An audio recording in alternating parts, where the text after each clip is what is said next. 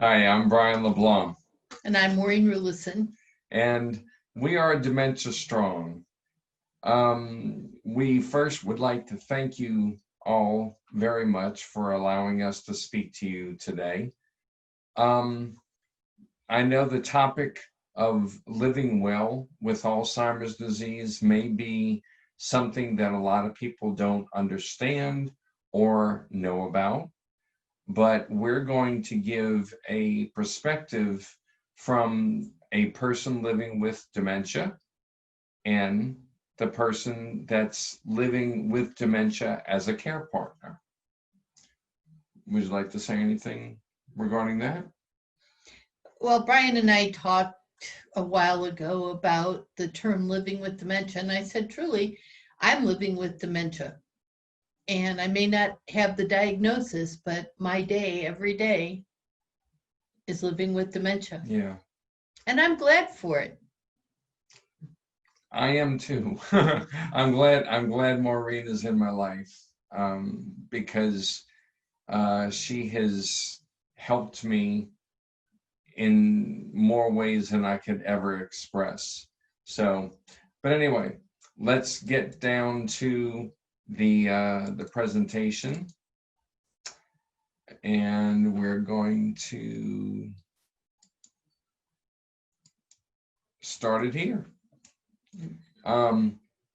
So this is an inside look at living well with dementia from the perspective of the individual living with dementia, and also from the care partner's point of view.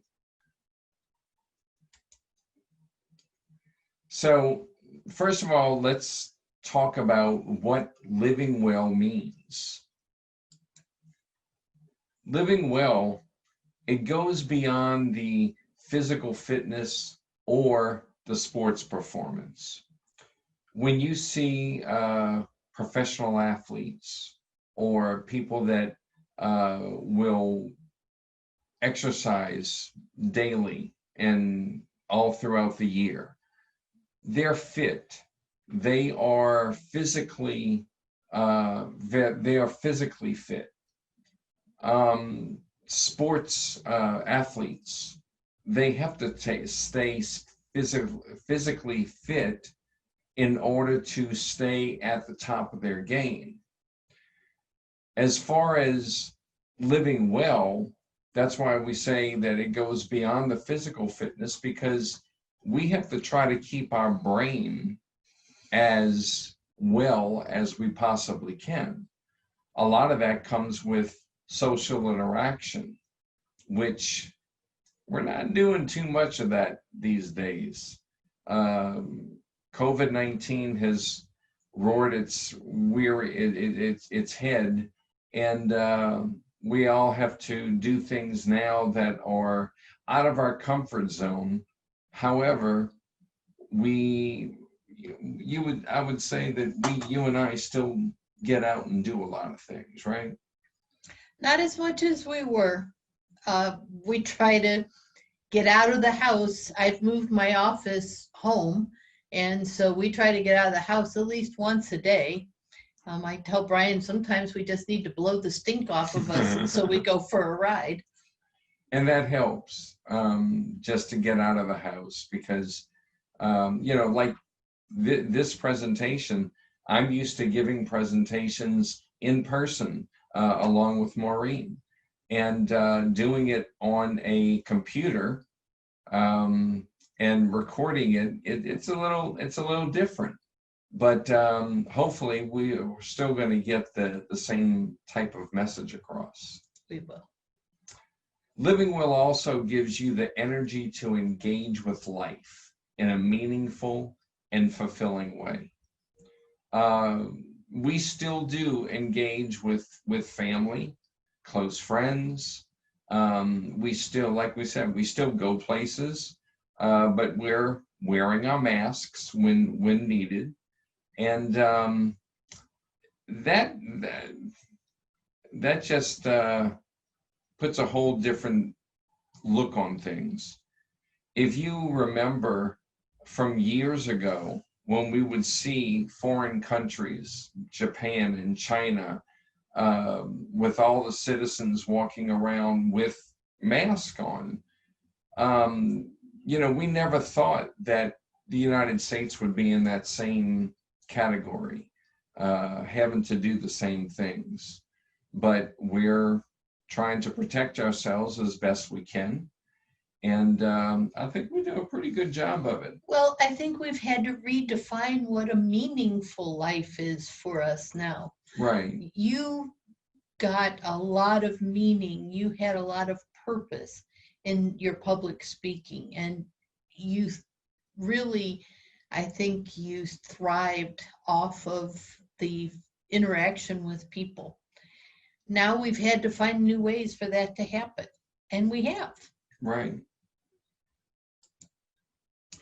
Wellness, well, it's a holistic concept that encompasses a person's physical, psychological, emotional, and spiritual components.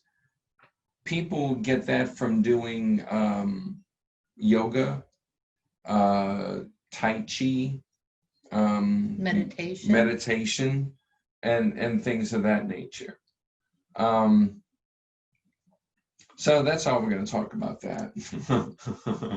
I don't want to get into. Well, Brian, you do a lot of breathing exercises. Yes. That's yes, what helps to give you your physical and psychological, emotional, and you have a very strong spiritual life as well. Yeah, I do.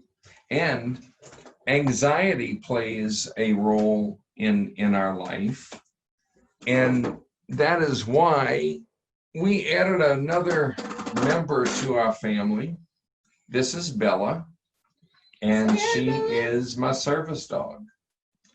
And she has already made a difference in our world, both good and not so good. Not so good. House training. But she has done a great job in she senses things.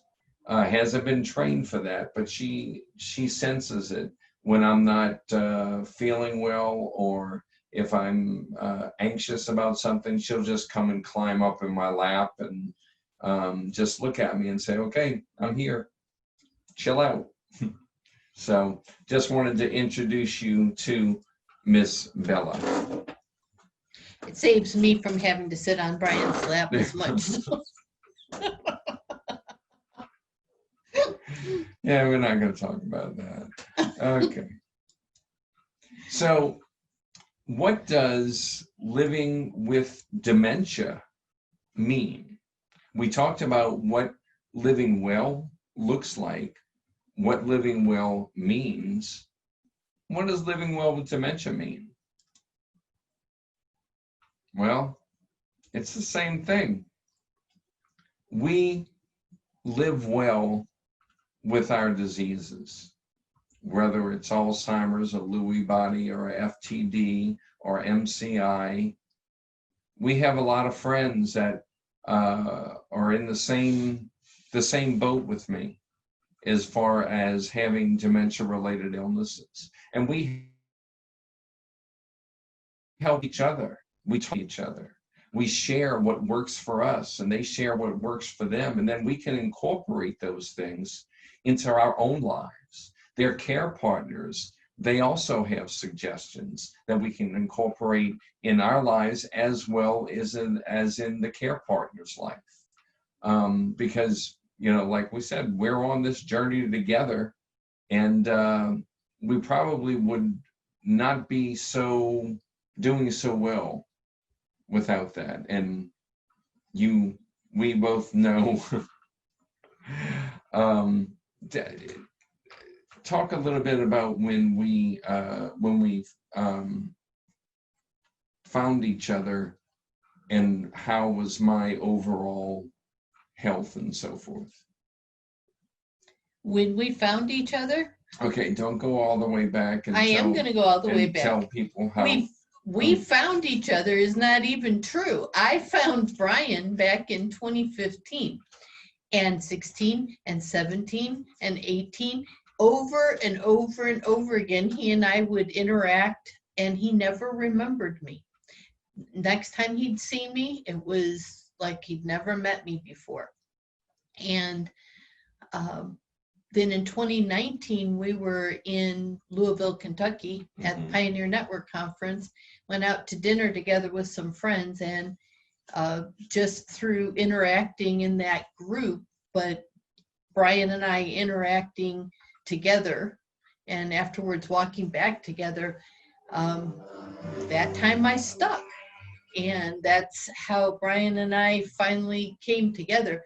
Interesting, fast forward, just a few weeks ago, I realized that what I believe happened was all of the times before that I had been interacting with Brian, I was treating Brian like a man with dementia. When we met again in Louisville, we were joking and laughing, and I was giving him a hard time, and he was giving me a hard time. I was no longer treating Brian like a man with dementia. I was treating Brian like a man. And it wasn't a conscious change, but when Brian and I then started our relationship and got together in that type of relationship, I told Brian that I was in love with Brian the man, not Brian the man with dementia. And I also had to change that statement because dementia is part of Brian. It's a small part of Brian, but it is part of Brian, and I have to love that part of Brian like I love every other part of Brian. But what I think Brian really wanted me to talk about was that he was living alone. And when we came together, I realized that he was not taking his meds correctly. He was not eating correctly. He was not sleeping correctly. And I don't know how long he could have continued sustaining himself, although I'm not at all criticizing. He was doing a great job. You were doing a great job.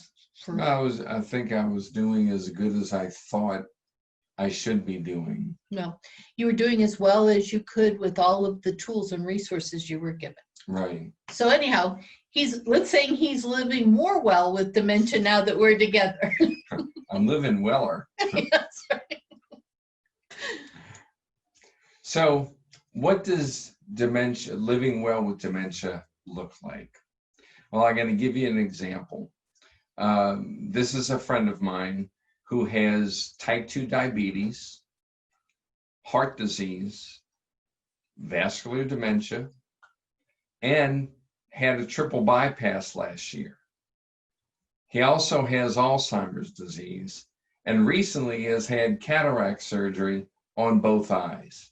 He's still kicking, okay? He's still living well as he possibly can, even with all these things that have happened to him. I'd like to introduce you to me.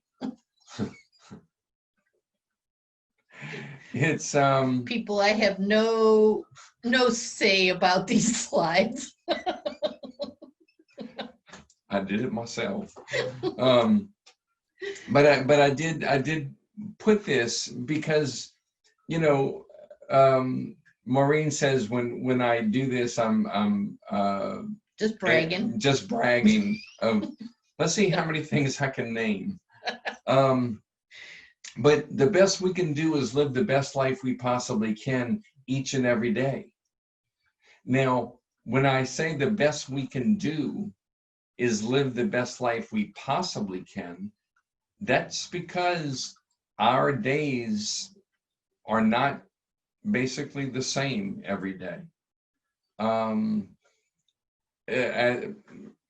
This morning, when I woke up, I was in a brain fog and was not able to communicate very well. Some days I'm up and I hit the floor running. You never know what's going to happen, and you're going to say something about running, aren't you? You're the one that came up with the sloth and the cheetah. Yeah. We'll get to that a little bit later. Well, wondering if this is such a good idea. Okay. Richard Taylor. He's one of Maureen's favorite people, was. But he said this quote, that the emphasis has been placed on dying with Alzheimer's rather than living with Alzheimer's. You had the opportunity to hear Richard speak a number of times. I got to talk to him one-on-one. It was amazing. Explain this, what you feel he meant about that, please. I can summarize it to say this. If dementia was thought of as a disability rather than a disease that has no cure, we would be building cognitive ramps for people with dementia, because when someone is diagnosed with a disability, everyone jumps into place, jumps into action to help them live their life to the best that they, fullest that they can. But when someone is diagnosed with an incurable disease, we jump into action to help them learn how to die well. And I believe Richard Taylor was expounding far, far, far better than I can and more eloquently on us helping persons living with dementia to live rather than teaching them how to die. Very well said. I hope I did him honor. You did. Now, this is what living well with dementia looks like. I put some photos of Maureen and I in different activities and in different places and so forth. The one on all the way to the right, that wasn't San Diego. That was no, Brian likes to take pictures of me when I look my absolute worst. Yeah. So we were in 94-degree weather with 100% humidity, walking about 4 miles. And now's the time to take a really good picture. Well, I do want to show, the real us. Real us. This picture right here, that was taken just a couple of weeks ago when we were in Michigan, where we picked up Bella. And, we were a little hesitant when it came to flying. But we researched and we made sure that we took all the precautions, and everything went better than what we ever expected it to. And then in this picture, this is Maureen's granddaughter, and her name is Emma. She is full of life. She is a happy, happy child, and she just loves experiencing life. The thing that I guess maybe is special to her is she's deaf. She was born deaf, and she has the cochlear ear implants. And, she and I just bonded right off the bat, not because of our disabilities, but because we found ways to overcome them. She has a joyful heart.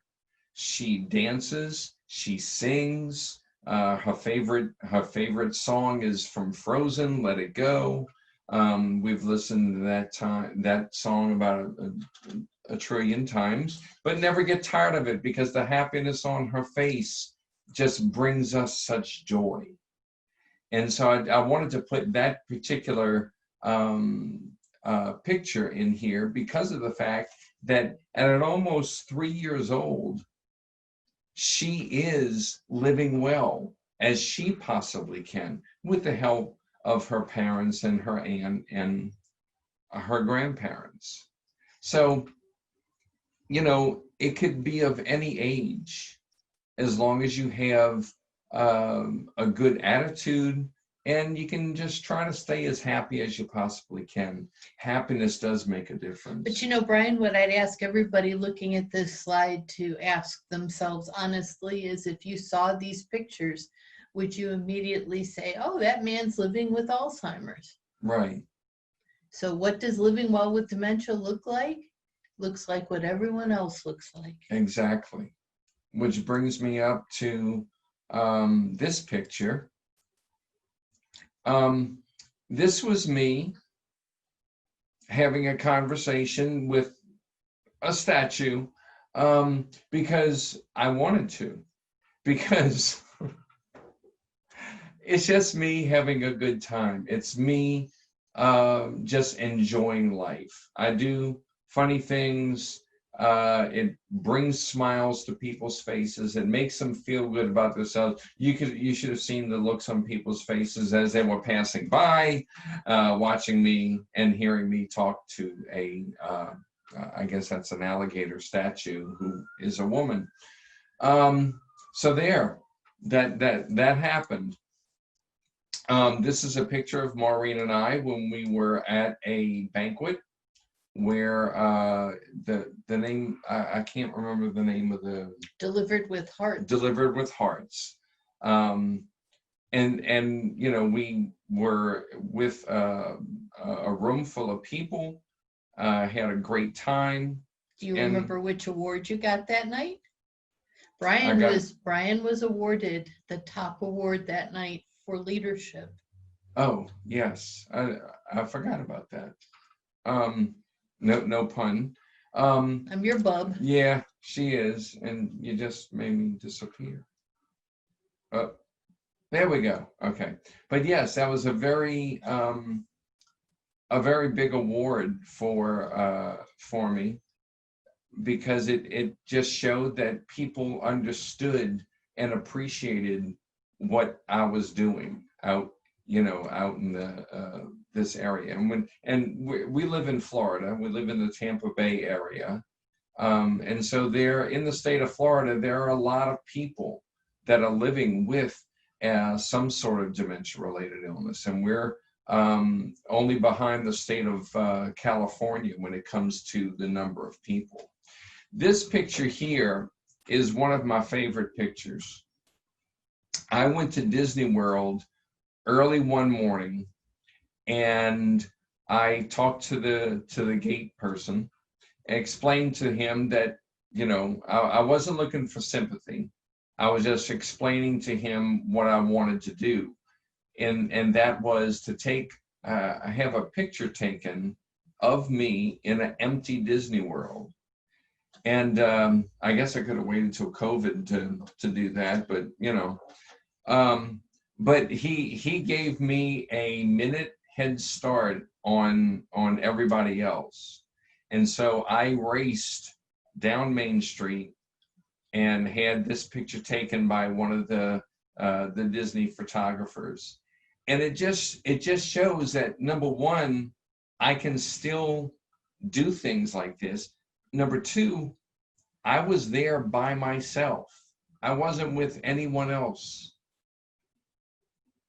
The reason why I do things like that is because number one, I want to, but just because I have dementia does not mean that I have to stop doing all these things.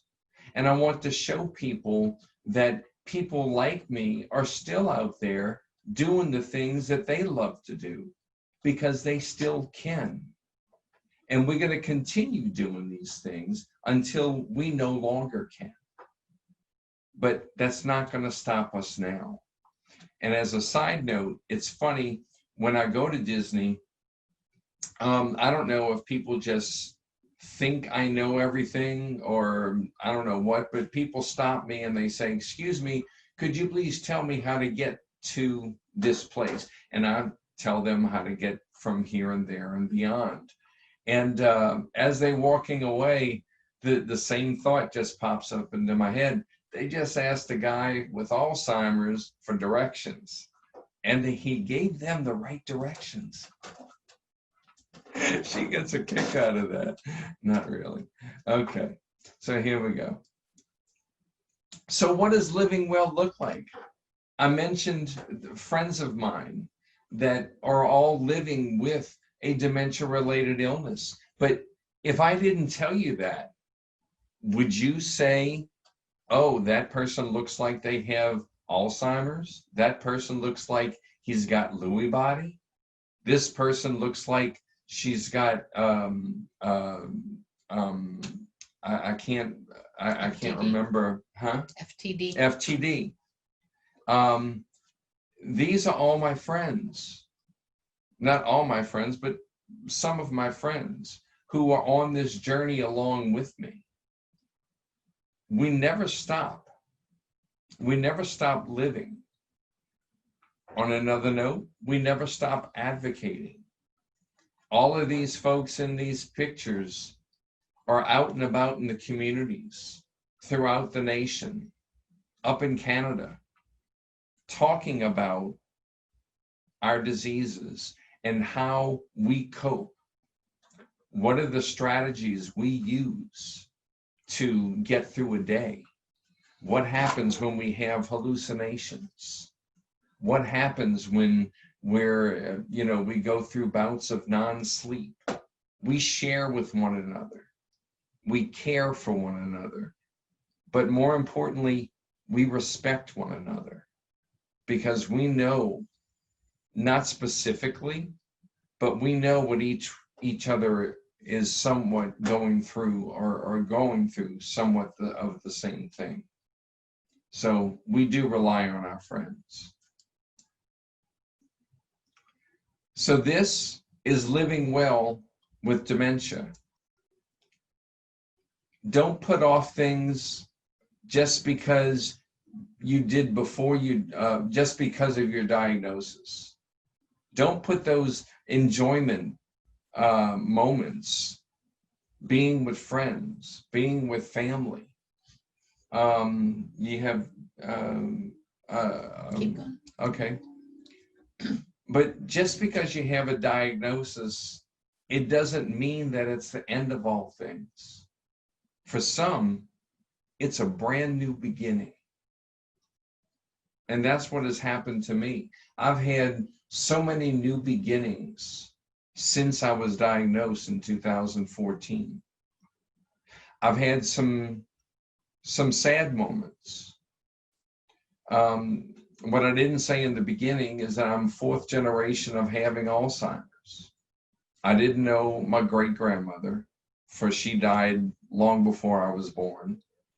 But my mother's father, he had Alzheimer's, and I watched him go through his journey. I watched my mother go through her Alzheimer's journey.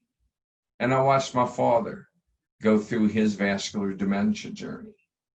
So it was doing things that you enjoy, but with that enjoyment, there came some sadness, which is all part of life.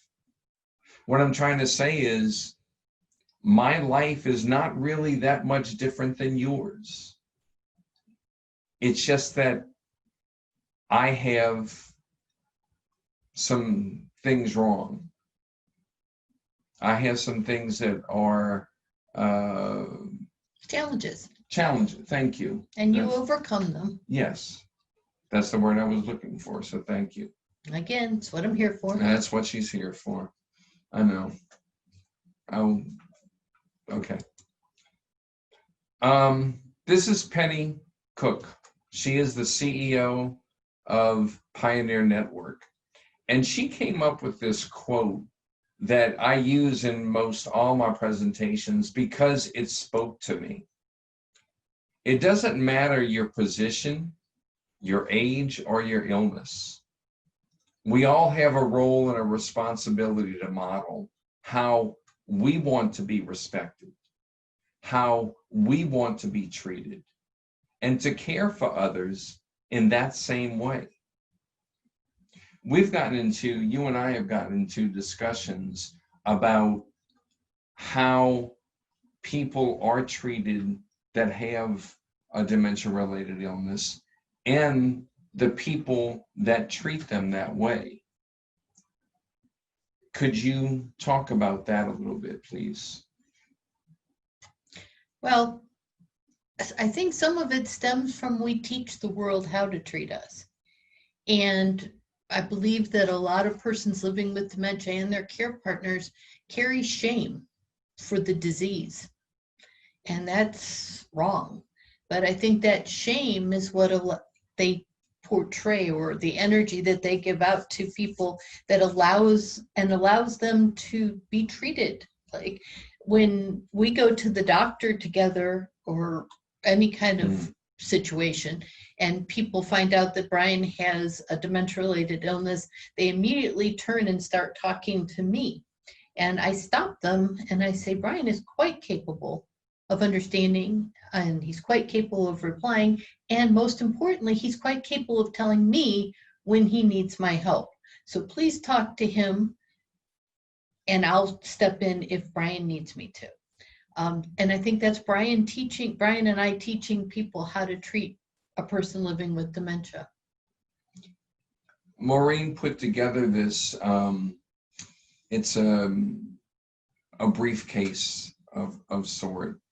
And in there are all my papers. It has copies of all the medications that I'm taking, doctor visits.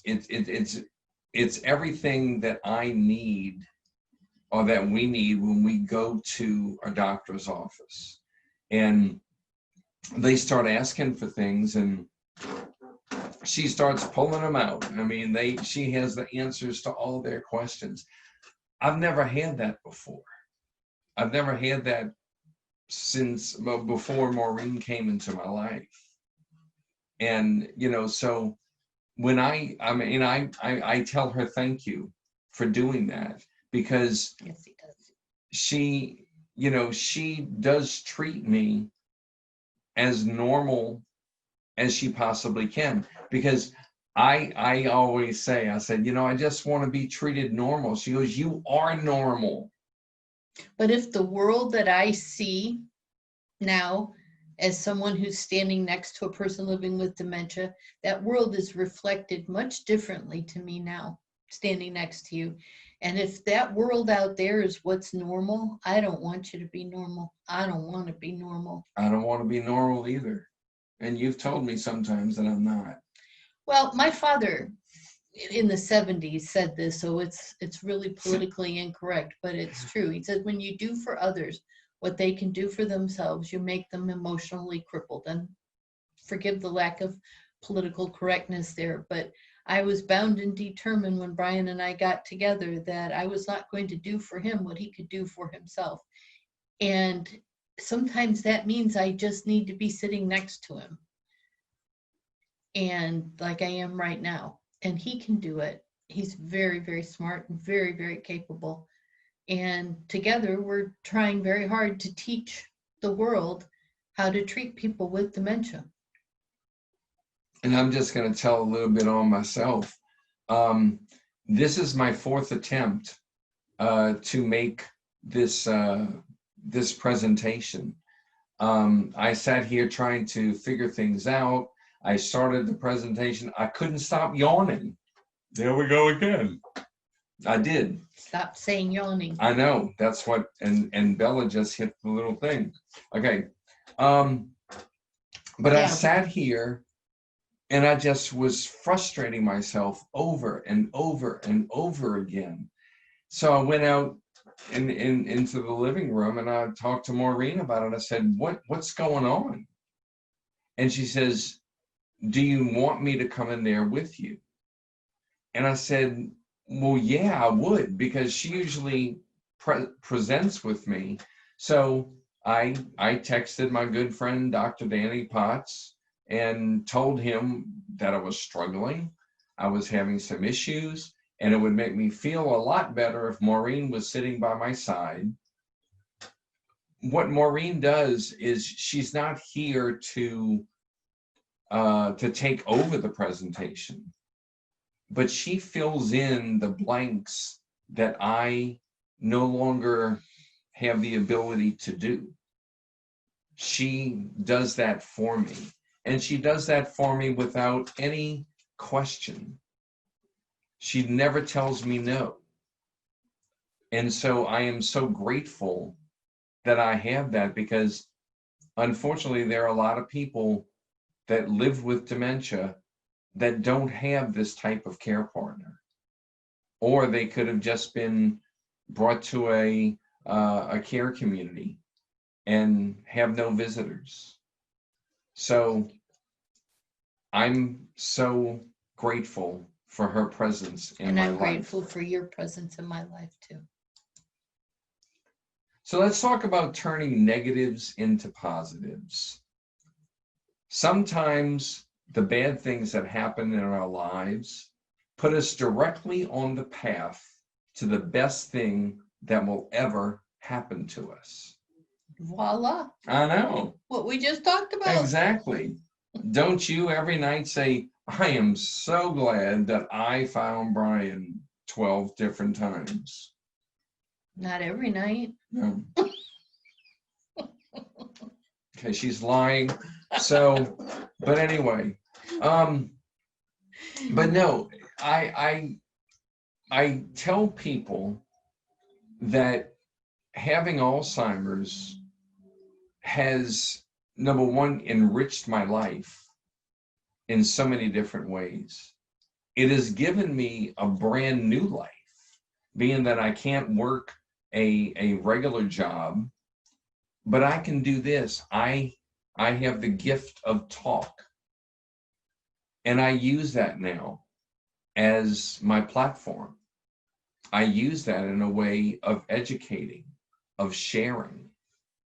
And, you know, it also led me to this relationship that I never thought that I would ever have again. So it is a path to the best things, but you have to look for them sometimes. They won't just appear. You have to look for them.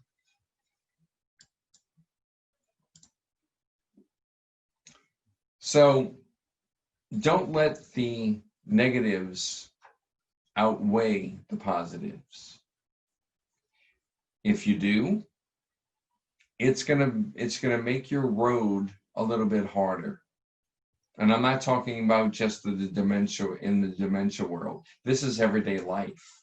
We're all gonna face different things, but you got to overcome the negatives to see and experience the positives. But just because you have a diagnosis of a dementia-related illness, it doesn't mean you stop living. As I said, it could be a brand new beginning. And for most of us, that's what it is. May not be the beginning that we wanted or that we even wished for, but now that we're in it, you're in it to win it. And I really can't think of anything more fulfilling that I could do than this. No. It's really it is a fulfilling endeavor. Don't catastrophize. For example, that slight little burning sensation, it's not a heart attack. You just ate one too many pieces of pizza. It's the sauce. Believe in positive outcomes. If you dwell in the negative, guess what? You're going to be negative. We all know that person. No matter what's going on in their lives, there's always something that they come up with in the negative. That's just the type of person that they are. If they don't change, and if that's the life that they want to live, that's fine. That's their prerogative. But just imagine if they didn't live in the negative world and lived in the positive world, how much more enriching their life would be. You don't want to live in the negative world. It's a place you just don't want to go. If you need to go there, go visit, but don't stay. Negative thinking, it doesn't just affect you. It spreads like a virus. in my case, I can get negative a lot of times. And Maureen calls me on it. You know, she doesn't, and I'm not meaning this in a derogatory way, but she does not let me dwell in the negative. She doesn't let me dwell in feeling sorry for myself. She doesn't do it in a mean way, but she reminds me of all the things that I have, all the things that I can still do, all the things that we're going to do. That immediately takes me out of that negative thinking. I don't do it that much anymore, and I'm hoping that one day I won't do it at all. I'm working on that. Acknowledge your negative thoughts, and then release them. Don't keep them in. If you keep the negativity within you, it's going to make you a negative person. I would like to think that our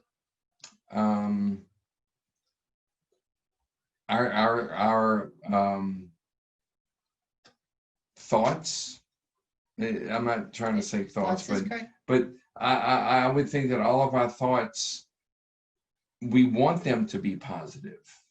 Some people don't know how to get out of the negative. You know, I have often said, I've worked with persons living with dementia for decades, and I have often said that I believe at a certain point, persons living with dementia are the closest to what God wants us all to be. And I think about the Bible verse about the sparrows not worrying about where they're going to get their next meal or how they're going to take care of the next problem. They just trust God. And a lot of the people who I've met with dementia live that way. They live in the moment. And those of us who aren't living with dementia often try to pull those people back into our world. And really, is our world the greatest place to be? I don't know. I think maybe that there is a peace and an understanding that persons living with dementia have about this moment being the only thing that's important. And I try to learn that from Brian because he does a really good job of living in the moment. And that's one of the first things that I learned. One of my first advocacy event was for the movie Still Alice. Mm-hmm. And Still Alice was all about living in the moment. And, you know, when you live in the moment, that's what you embrace. That's what you have. Because you don't know if you're going to have another moment. That could be the last moment that you have. So why not make the most of it? And then if you do get the next moment, then make that the most of it. That's all. Next. Now, this is a tough concept, a tough subject. Aggression and anger. Now, we're going to talk about some of the things that cause that. And we're going to talk about a little bit about what we have experienced with aggression and anger.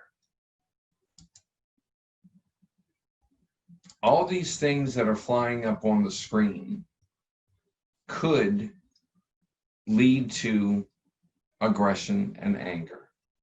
Physical discomfort.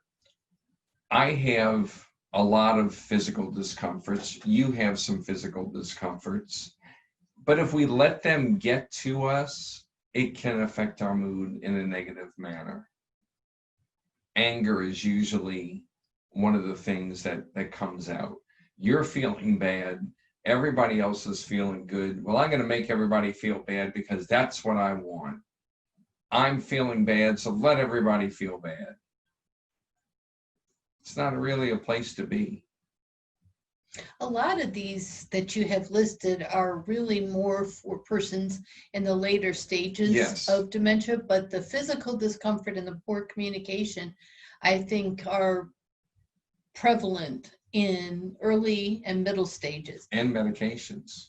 And medications, you're right. Sorry, I didn't see that. That's all right. I did see it. I just didn't pay attention to it. Okay. But I can say that when Brian has anger with me, it's usually due to poor communication on one or both of our parts.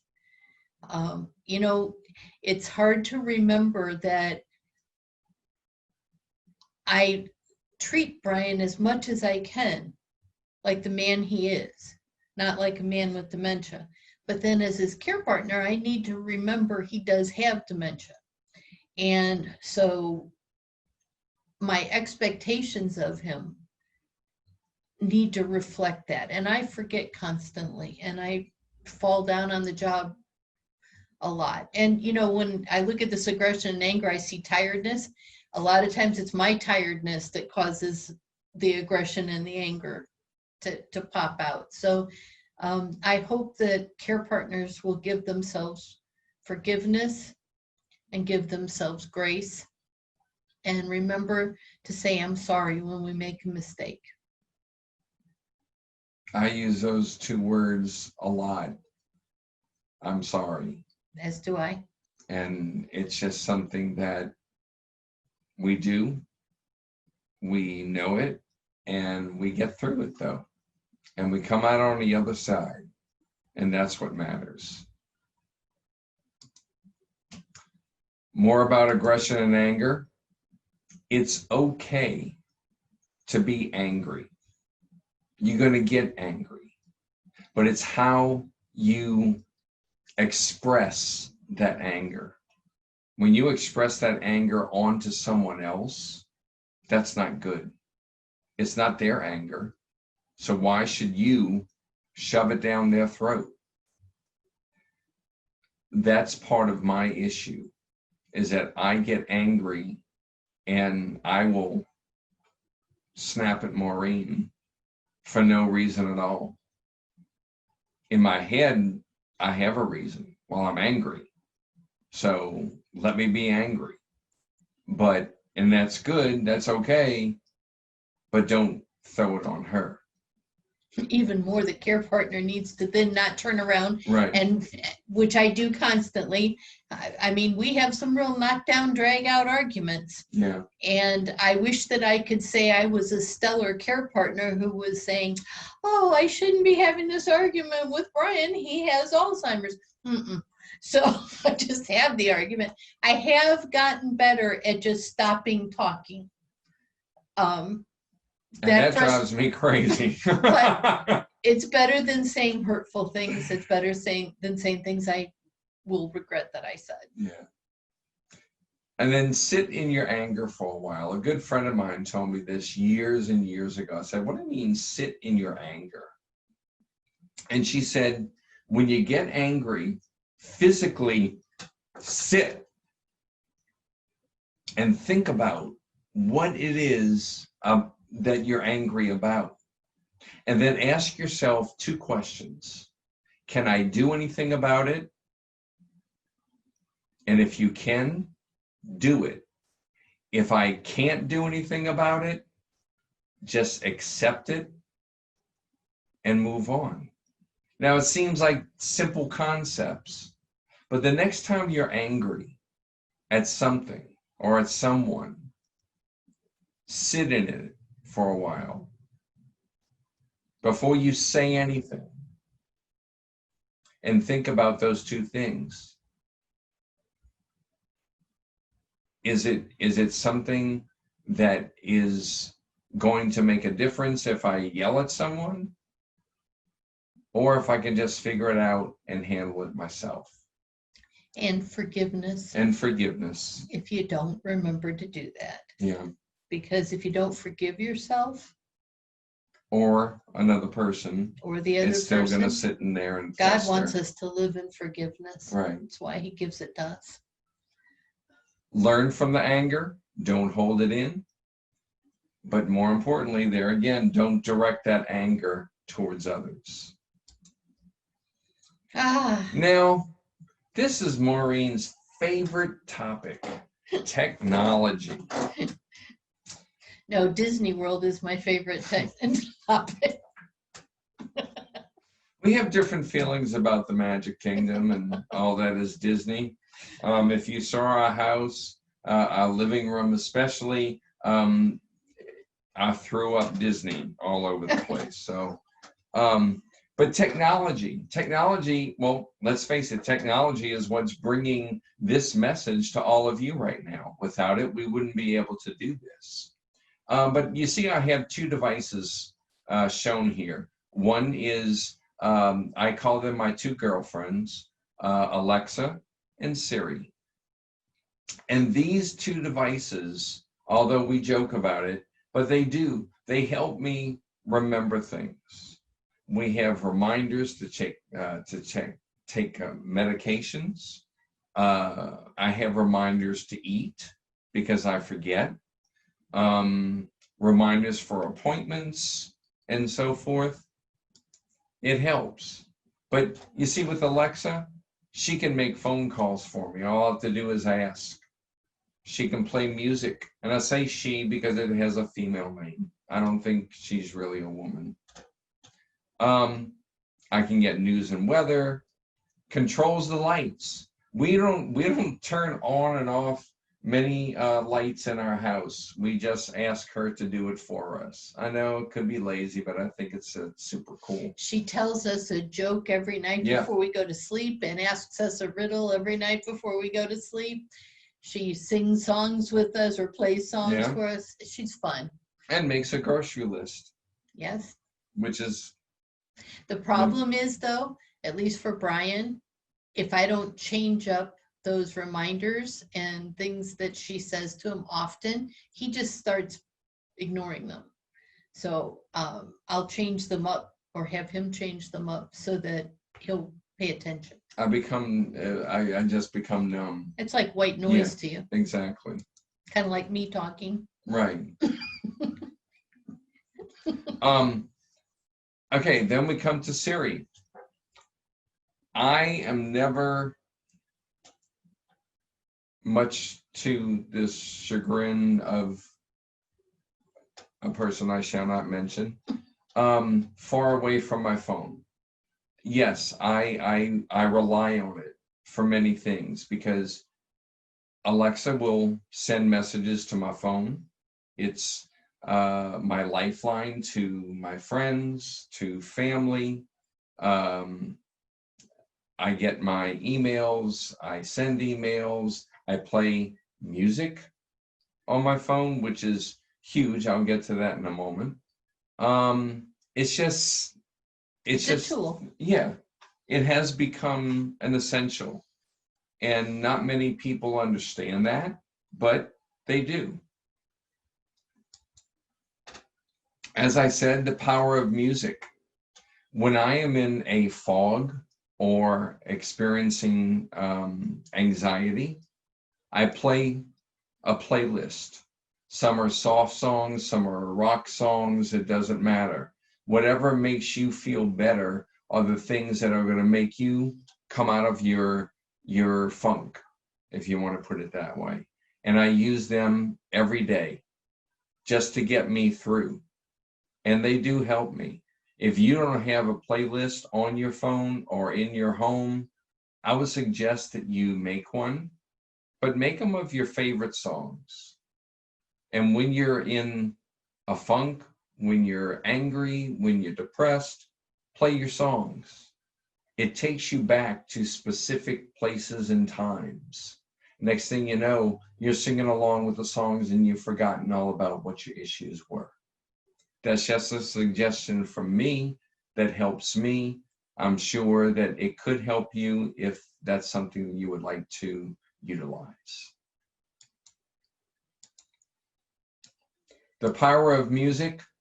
Numerous scientific and psychological studies have shown that music can lift our moods, combat depression, improve blood flow, lower levels of stress, and ease pain.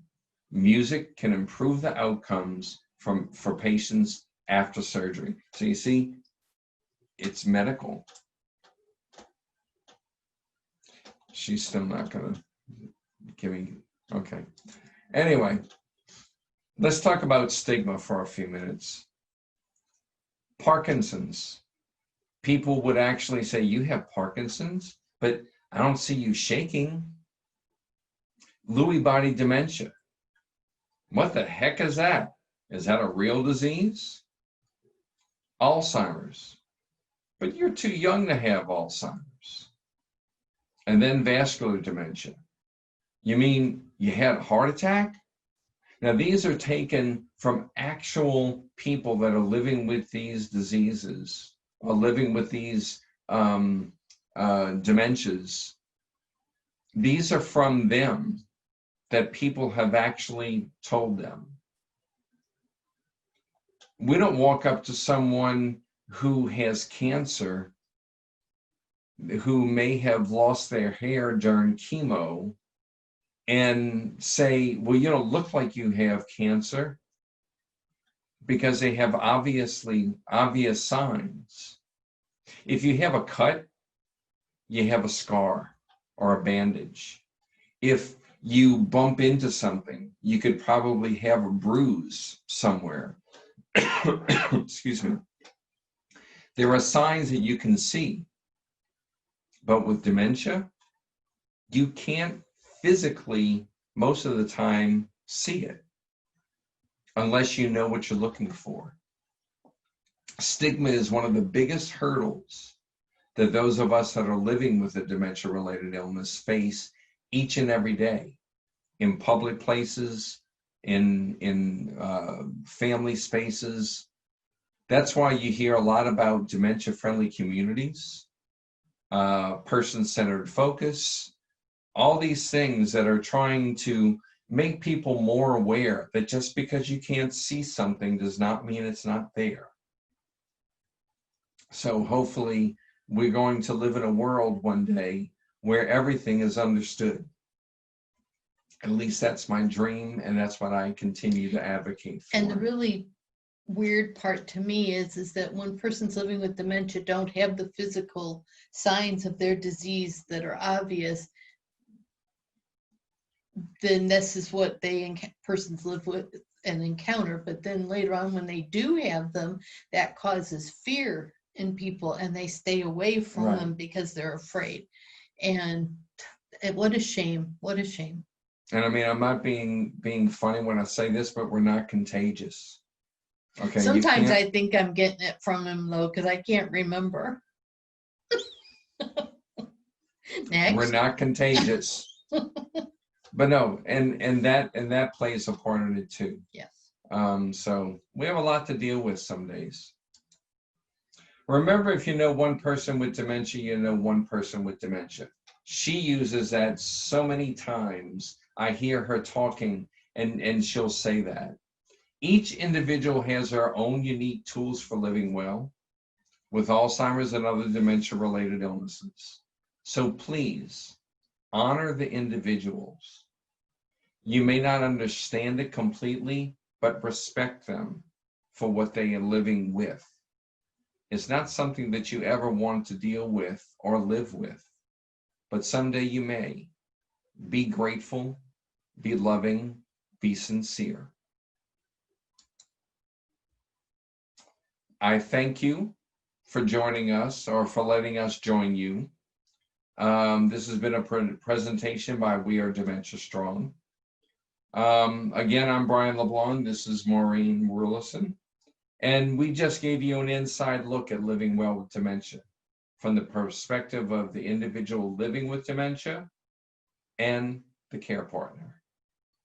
Below you have some information where you can contact us. If you have any questions, please don't hesitate to contact us. We'll be more than happy to talk to you about anything that's dementia related. So thank you again.